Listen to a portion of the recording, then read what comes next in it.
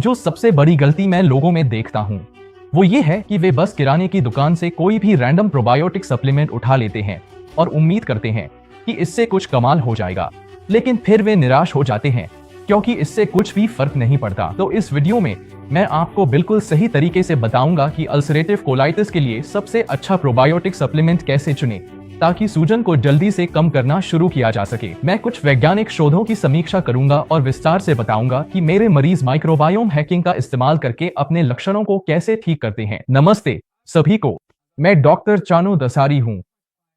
मैं अपने क्लाइंट्स को माइंड गट इम्यूनिटी मेथड का उपयोग करके उनकी इम्यून, सूजन और पाचन संबंधी समस्याओं को हल करने में मदद करता हूं। यह क्लिनिकल तरीका हजारों मरीजों को उनके लक्षणों से छुटकारा दिलाने में मदद कर चुका है, कुछ को तो सिर्फ 6 हफ्तों में बिना इलाज के। यह सामग्री मेरी माइंड गट इम्यूनिटी अकादमी से ली गई है, जहां आप जैसे लोग अपनी अल्सरेटिव कोलाइटिस की समस्याओं को हराना सीखते हैं। अब मैं आपको यह वीडियो दिखाने जा रहा हूं कि जब आपको कोई सूजन संबंधी बीमारी हो तो प्रोबायोटिक सप्लीमेंट कैसे चुनें।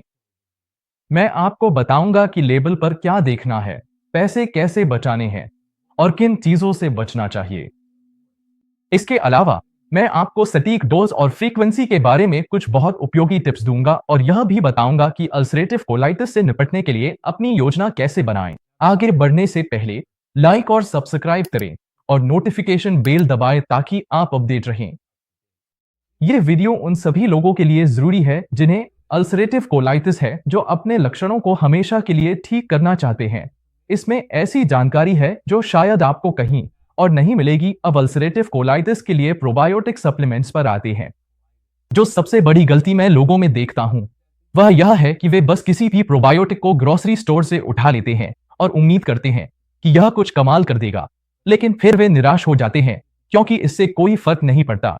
और आप सोच रहे होंगे, क्या प्रोबायोटिक्स वाकई अल्सरेटिव कोलाइटिस के लिए फायदेमंद है? अब मैं एक रिसर्च आर्टिकल की ओर ध्यान दिलाना चाहूंगा जो कुछ साल पहले आया था, जिसमें दिखाया गया है कि बदली हुई आंतों की फ्लोरा अल्सरेटिव कोलाइटिस में देखी जाने वाली इम्यून डिस्फंक्शन से काफी करीब से जुड़ी हुई है। इस बात पर आपको हैरानी नहीं होनी चाहिए क्योंकि आपकी इम्यून सिस्टम का 70 से 80% हिस्सा आपकी आंतों में ही होता है।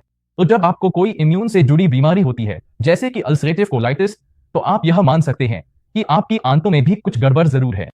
इससे पहले कि हम आगे बढ़े, अगर आप अल्सरेटिव कोलाइटिस सही प्रोबायोटिक्स पाने और जल्दी परिणाम पाने गंभीर हैं तो मेरी सप्लीमेंट्स गाइड लें, जिसमें मैं आपको ब्रांड्स के बारे में बताता हूं जिन्होंने मेरे क्लाइंट्स को अल्सरेटिव कोलाइटिस में 6 हफ्तों में सेहत मिली है। आप इसे वीडियो के नीचे दिए गए लिंक से ले सकते हैं और मुझे पता है कि यह आपको बहुत मदद करेगा। यह लिंक आपको एक ऐसे पेज पर ले जाएगा जहां आप अपना ईमेल डालकर अल्सरेटिव कोलाइटिस को ठीक करने के लिए एक फ्री ट्रेनिंग प्राप्त कर सकते हैं। इसमें आपको जानने के लिए सब कुछ मिलेगा, जिसमें एक फ्री सप्लीमेंट गाइड भी शामिल है जिसमें खास प्रोबायोटिक सिफारिशें हैं और ढेरों मददगार केस स्टडीज हैं उन लोगों की जो आपकी तरह अपनी बीमारी को हमेशा के लिए ठीक कर चुके हैं और अब स्वस्थ हैं। इसके साथ एक पूरा एक्शन प्लान भी मिलता है जिससे आप यह सब कुछ खुद अपने घर पर कर सकते हैं।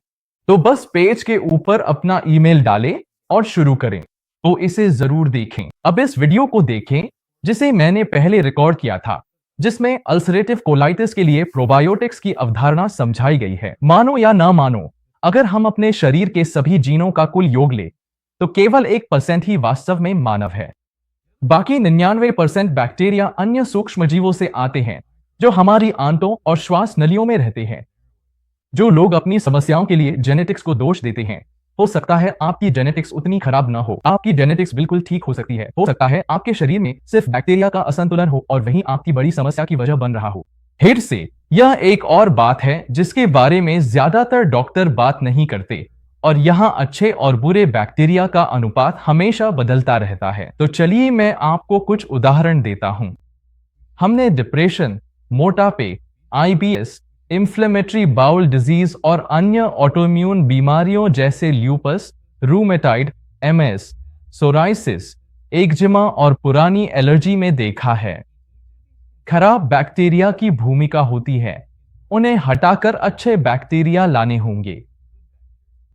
चीन से एक प्रसिद्ध अध्ययन है जो दिखाता है कि अगर आप एक डिप्रेशन से ग्रस्त व्यक्ति का स्टूल सैंपल लेकर उसे एक चूहे को देते हैं तो वह चूहा, जो सामाजिक, खुश और संतुलित था, वह बंद, चिंतित और उदास हो जाता है। यहां एक और अध्ययन है जिसमें एक मां और उसकी बेटी को देखा गया। मां एक मैराथन धाविका थी, पतली, चुस्त और फिट। उन्हें स्टूल ट्रांसप्लांट की जरूरत थी और उनकी बेटी ने सैंपल दान किया। उनकी बेटी 30 से 40 पाउंड अधिक वजन की थी और ज्यादा फिट नहीं थी। अगले 3 महीनों के दौरान मैराथन धाविका मां ने अपनी अधिक वजन वाली बेटी से बैक्टीरिया प्राप्त करने के बाद 40 पाउंड वजन बढ़ा लिया। यह वाकई में बहुत प्रभावशाली बात है। वैसे हार्वर्ड में अब वे वजन घटाने और यहां तक कि डिप्रेशन के लिए भी स्टूल ट्रांसप्लांट का इस्तेमाल कर रही हैं। इसी तरह कैलिफोर्निया विश्वविद्यालय की स्टडीज से पता चला है कि अगर आप किसी सूजन बीमारी मरीज स्टूल सैंपल ले तो फीकल माइक्रोबायोटा ट्रांसप्लांट से वही बीमारी किसी और में उत्पन्न की जा सकती है। यह बात ज्यादातर सूजन संबंधी बीमारियों के लिए सही है, जैसे lupus, IBS, Crohn, colitis, rheumatoid, multiple sclerosis, eczema, psoriasis, fatty liver और यहां तक कि एलर्जी भी। तो अब हम उस हिस्से पर आते हैं जो प्रोबायोटिक कॉन्सेप्ट्स, या जिसे माइक्रोबायोम हैकिंग भी कहा जाता है, से जुड़ा है। आगे बढ़ने से पहले मैं प्रोबायोटिक्स को लेकर फैली कुछ गलतफहमियों को दूर करना चाहता हूं। बहुत से लोग कॉलोनी फॉर्मिंग यूनिट्स, स्ट्रेन्स की संख्या और किस तरह के स्ट्रेन्स हैं, इन सब पर जरूरत से ज्यादा समय खर्च करते हैं। कुछ लोग रेफ्रिजरेटेड वर्जन या मिट्टी आधारित स्पोर फॉर्म्स लेने की बात करते हैं, और अब ऐसी कंपनियां हैं जो आपके स्टूल सैंपल विश्लेषण करती हैं और आपके लिए कस्टम डिजाइन की गई ब्लेंड्स भेजती हैं। एक चिकित्सक के रूप में बता सकता हूं कि मैंने इस विषय पर 300 से अधिक वैज्ञानिक लेखों का अध्ययन किया है और मेरी खोजें निम्नलिखित संक्षेपित की जा सकती हैं। एक अच्छे प्रोबायोटिक में 3 मुख्य बैक्टीरिया होते हैं: लैक्टोबैसिलस, सैक्रोमाइसीज और बिफिडोबैक्टीरियम। लैक्टोबैसिलस और बिफिडोबैक्टीरियम महत्वपूर्ण हैं, जिनके लिए अच्छा वैज्ञानिक प्रमाण मौजूद है। अपने सिस्टम में अच्छे सूक्ष्मजीवों को दिन में 2 बार या दिन में 4 बार शामिल करें। तो केवल एक बार प्रतिदिन लेना पर्याप्त नहीं है। अच्छे सूक्ष्मजीव डालने पर पुराने सूक्ष्मजीवों से छुटकारा पाना भी जरूरी है। इसके लिए आंत की सफाई दिन में 2 से 4 बार होनी चाहिए। टर्नओवर महत्वपूर्ण है। अधिकांश लोग मानते हैं कि प्रोबायोटिक से सब ठीक हो जाएगा, लेकिन अगर आप लगातार अपशिष्ट बाहर नहीं निकाल रहे हैं और प्रोबायोटिक सिर्फ एक बार ले रहे हैं तो यह पर्याप्त नहीं है। और मेरी राय में वे इन लाभकारी सूक्ष्मजीवों की पूरी क्षमता का लाभ नहीं उठा पा रहे हैं। तो अलग अलग स्ट्रेन्स या कॉलोनी फॉर्मिंग यूनिट्स की संख्या को लेकर ज्यादा परेशान न हो और महंगे प्रोबायोटिक सप्लीमेंट्स पर पैसे बर्बाद न करें जो आमतौर पर ज्यादा फायदेमंद नहीं होते। प्रोबायोटिक लेने की आवृत्ति ज्यादा मायने रखती है। तो सबसे अच्छा प्रोबायोटिक कौन सा है? अगर आप सबसे किफायती विकल्प ढूंढ रहे हैं तो दही या किण्वित खाद्य पदार्थ लें। आपको सिर्फ 1 चम्मच चाहिए। अगर आपको डेयरी से एलर्जी है तो आप नॉन डेयरी दही आजमा सकते हैं। दही ठीक है, किण्वित खाद्य पदार्थ ठीक है, लेकिन कुछ लोगों के लिए प्रोबायोटिक सप्लीमेंट लेना बेहतर रहता है। प्रोबायोटिक सप्लीमेंट्स उपलब्ध हैं। मैं चीजों को सरल रखूंगा और ऐसा ही कोई चुनूंगा जो किफायती हो और किसी भरोसेमंद ब्रांड से आता हो। मैं नीचे कुछ सिफारिशें डाल दूंगा ताकि आप देख सकें। सिर्फ याद दिला दूं, सबसे महत्वपूर्ण बात आमतौर पर स्ट्रेन्स की संख्या नहीं होती, बल्कि इसे कितनी बार लिया जाता है, यही असली फर्क डालता है। और यही बात ज्यादातर लोग नजरअंदाज कर देते हैं।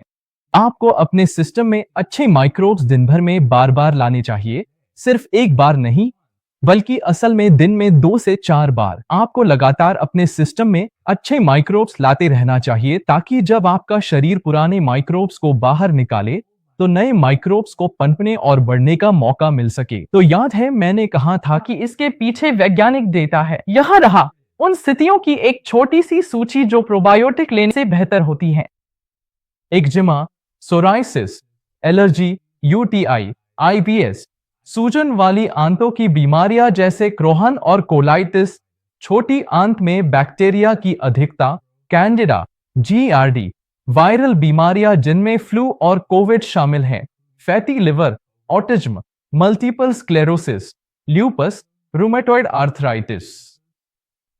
अगर आप सूजन की समस्या का हल ढूंढ रहे हैं तो प्रोबायोटिक्स मददगार हो सकते हैं। ठीक है, इस सेक्शन को खत्म करने से पहले मुझे दही के बारे में कुछ बातें कहनी है। अगर आप वेगन हैं तो जाहिर है कि यह आपके लिए नहीं है, और अगर आपको डेयरी से एलर्जी है और आप इसे सहन नहीं कर सकते तो कोई बात नहीं। लेकिन अगर आपकी एकमात्र समस्या लैक्टोज इंटॉलरेंस या डेयरी का डर है तो मेरी बात ध्यान से सुनें। दही में लैक्टोज की मात्रा दूध की तुलना में कम होती है। दही में ऐसे बैक्टीरिया होते हैं जो लैक्टोज को तोड़ने में मदद करते हैं। फैट फ्री दही बढ़िया है, लेकिन ध्यान रखें कि उसमें कोई थिकनर या स्वीटनर न हो। अगर आपको फुल फैट दही पसंद है तो घास पर पाले गए जानवरों से प्राप्त दही सबसे अच्छा विकल्प है। दही में अब भी केसिन मिल्क प्रोटीन होता है जो कुछ लोगों में एलर्जी का कारण बन सकता है। इससे बचने के लिए आप खास तरह की गाय के दूध की दही लें, जिसे अदो कहा जाता है, या फिर बकरी के दूध की दही का विकल्प चुनें। तो अगर आप डेयरी दही आजमाना चाहते हैं तो बस इन 4 बातों का ध्यान रखें। अगर आपको संदेह हो तो बस एक सप्लीमेंट कैप्सूल ले लें। मेरे पास ऐसे क्लाइंट्स हैं जो दोनों करते हैं और उनमें से कई सिर्फ थोड़ा सा दही जोड़ने से ही ठीक रहते हैं। जैसा कि आप अब तक शायद जान चुके होंगे, मैं आमतौर पर सभी डेयरी उत्पादों से पूरी तरह बचने की सलाह देता हूं, लेकिन दही के अपने फायदे हैं, खासकर अगर आप सही चुनाव करें। यह आसान है और प्रोबायोटिक्स पाने के लिए मददगार भी है, और आपको बस दिन में 2 से 4 बार 1 चम्मच दही लेना है।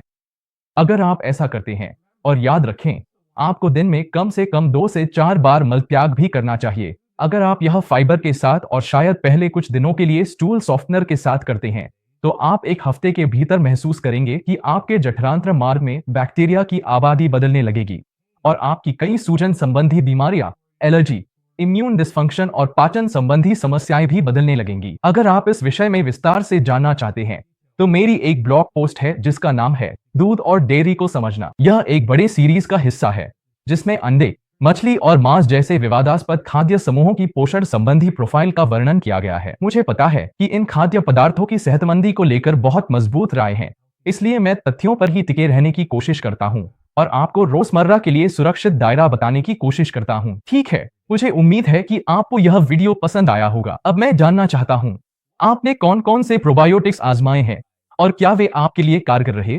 नीचे कमेंट्स में मुझे जरूर बताएं। अगर आपको यह वीडियो पसंद आया हो तो मेरे चैनल को सपोर्ट करने के लिए इसे अपने प्रियजनों के साथ शेयर करें, और अल्सरेटिव कोलाइटिस पर और भी उपयोगी टिप्स के लिए सब्सक्राइब करना न भूलें। यह डॉक्टर चानू दसारी है, माइंड गट इम्यूनिटी क्लिनिक से, और मैं आपको अगली बार मिलूंगा।